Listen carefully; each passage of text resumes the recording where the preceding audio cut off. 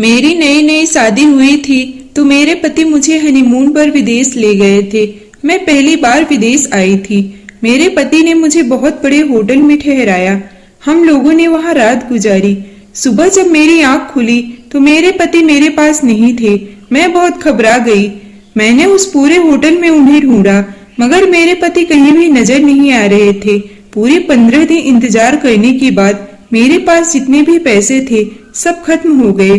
इसीलिए मैं अपना सारा सामान लेकर उस होटल से जा रही थी कि तभी उस होटल का मैनेजर मेरे सामने हाथ पांव जोड़ने लगा। मुझे समझ में नहीं आ रहा था कि वो ऐसी बातें क्यों कर रहा था, और मैंने तो ऐसा कुछ भी नहीं किया था। फिर भी वो ऐसी बातें क्यों कर रहा था कि मेरी वजह से ही उसका होटल चल रहा है। मुझे मैनेजर ने होटल से बाहर नहीं जाने दिया और मेरा सारा सामान लाकर मेरे रूम में रख दिया और कहा कि आप यहाँ से नहीं जा सकती, आप मेरी बात मानिए। हम लोगों का घर आपकी वजह से ही चल रहा है। और यह भी कहने लगा कि आप अपने पति की चिंता ना करें, वो सही सलामत होंगे, मगर आप फिलहाल अपने कमरे में जाएं। आपको किसी चीज की जरूरत हो तो बेझिझक हम लोगों को बताइए। मैं उन लोगों की बात सुनकर वापस होटल वाले कमरे में चली गई और सोचने लगी कि यह होटल वाले लोग मुझे इस तरह से इज्जत क्यों दे रहे हैं। आखिर मैंने किया क्या है? जहाँ तक मुझे याद है मैंने तो ऐसा कुछ भी नहीं किया है। फिर यह सब क्या है? होटल वाले लोग मुझे टाइम टाइम पर हर चीज पहुंचाते रहते। जैसे ही रात होती तो मुझे चाय या कॉफी भिजवा देते और कहते कि मैडम आप निश्चिंत होकर सो जाइए, आपको कोई भी डिस्टर्ब करने नहीं आएगा। और यह भी कहते कि अगर आपके पति आएंगे तो हम आपके पास भिजवा देंगे।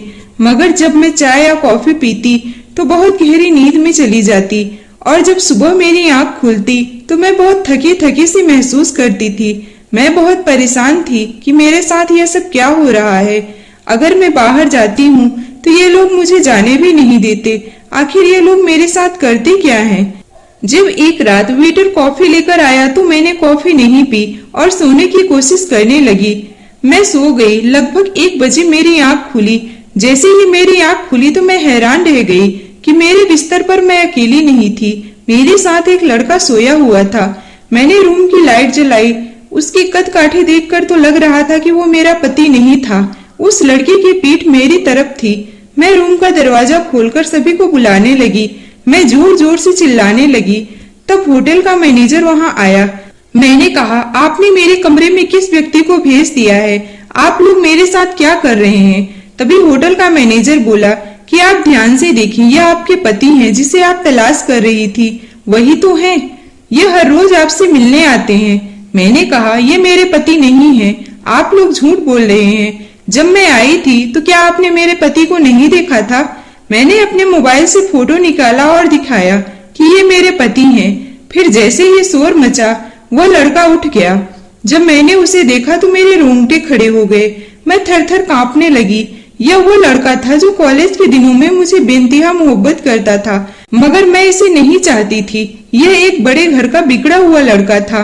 इसकी हर लड़की के पीछे पड़ने की आदत थी और यह मेरे पीछे भी हाथ धोकर पड़ गया था। कहता था कि तुम्हें दिलो जान से चाहता हूँ, मगर मैं इसकी बात पर यकीन नहीं करती थी। यकीन करती भी तो कैसे? यह इतने बड़े घर का लड़का था और मैं एक गरीब घर की लड़की थी। यह हर दिन नए गर्लफ्रेंड चेंज करता रहता था। ऐसे में मैं कैसे इस पर विश्वास करती? यह मुझे हर तरीके से पाने की कोशिश करता था, मगर मैं इसको अपनी जिंदगी में शामिल नहीं करना चाहती थी। इसका नाम रोहन था। इसने मेरे घर पर अपने घर वालों को भी भिजवाया था, लेकिन मैंने अपने माँ बाप को बता दिया था कि सोहन कैसा लड़का है। यह हर लड़की को कुछ दिन घुमा फिरा कर उसे यूं ही छोड़ देता था। इसने मुझे पाने की लाख कोशिश की, लेकिन मैं इसकी बातों में नहीं आई। इसी बीच मेरे माँ बाप ने इससे तंग आकर जल्दबाजी में मेरी शादी कर दी और मेरे पति मुझे विदेश लेकर आ गए। मगर मुझे यह नहीं पता था कि यह मेरा पीछा कर रहा है। मुझे पक्का यकीन था कि इसी ने मेरे पति को कहीं छुपा रखा है। मैंने होटल के मैनेजर को बताया। तब होटल के मैनेजर ने कहा कि इन्होंने कहा था कि आप इनकी पत्नी हैं और आपके दिमाग की हालत ठीक नहीं है। वह हमें रोज दवाई देते कि आपको वह दवाई खिला दी जाए, क्योंकि अगर वह मुझे अपने सामने देखती है तो मारने दौड़ती है, और यह काम करने के लिए बहुत सारे पैसे भी इन्होंने दिए थे। जब आप दवाई खाकर सो जाती थी तो ये आपके कमरे में आते थे, मगर मुझे नहीं पता था कि ये आपके पति नहीं है। इनके और भी क्लाइंट हमारे होटल में ठहरे हुए हैं, इनकी वजह से ही हमारा होटल चला है। मुझे लगा कि आप इनकी पत्नी हैं, इसीलिए आपको यहाँ रुकने के लिए जोर जबरदस्ती करने लगा था। मुझे नहीं मालूम था कि आपके प्यार में यहाँ तक आए हैं। कहीं ये सच में आपसे प्यार तो नहीं करते? जब मैनेजर ने मुझे यह कहा तो मैंने कहा कि चुप हो जाओ, मैं शादीशुदा हूँ और मेरे पति कुछ दिन से गायब हैं। मुझे शक इसी पर है। आप मेरी मदद करें या ना करें, मगर मैं पुलिस की मदद लूंगी। सोहन खड़ा होकर सारी बात सुन रहा था। तभी उसने कहा कि ठीक है, पुलिस को कॉल करके बुलाओ, मैं यहाँ से कहीं हिलने वाला नहीं हूँ। तुम क्या सोचती हो कि मैं तुम्हारे प्यार में यहाँ तक आया हूँ, तुम्हारा पीछा करके? तुम इस गलत फहमी में मत रहना। मैं यहाँ अपने बिजनेस की वजह से आया हूँ। तुम यकीन करो या ना करो, तुम्हें तो मेरी हर बात झूठ ही लगेगी। मैंने तुम्हें दिल से चाहा था, मगर फिर भी तुमने सोचा कि मैं तुम्हें सिर्फ टाइम पास समझता हूँ। मगर ये तुम्हारी गलत फहमी है। तुम्हारी वजह से ही मैं इतना सुधर गया हूँ कि मैंने खुद का बिजनेस भी इतना आगे बढ़ा लिया है और मैं यहाँ अपने बिजनेस डील करने के लिए ही आया हूँ। मगर तुम यहाँ मिल गई। तुम मुझ पर विश्वास नहीं करोगी। फिर सोहन ने मुझे कुछ ऐसा बताया कि मेरे पैरों तले जमीन निकल गई। उसने कहा, क्या तुम जानती हो कि तुम्हारे कमरे में मुझे किसने भेजा था और यह प्लानिंग किसकी थी? यह तुम्हारे पति की करतूत है। इसके लिए तुम्हारे पति ने मुझसे बहुत सारे पैसे लिए थे। तुम्हारा पति गांव की लड़कियों को लाकर यहाँ बड़े लोगों को बेच देता है।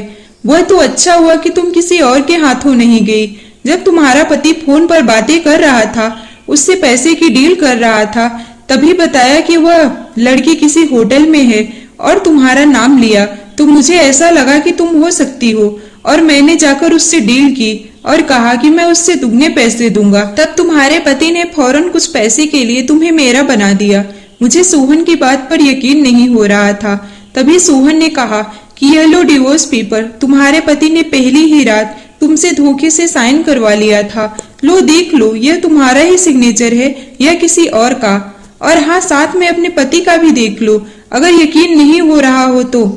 मैं उसकी बात का यकीन नहीं कर रही थी क्योंकि मुझे कुछ समझ में नहीं आ रहा था। मुझे ऐसा लग रहा था कि सोहन मुझे मेरे पति के खिलाफ भड़का रहा है, इसीलिए मैं अभी भी उसकी बात का यकीन नहीं कर रही थी।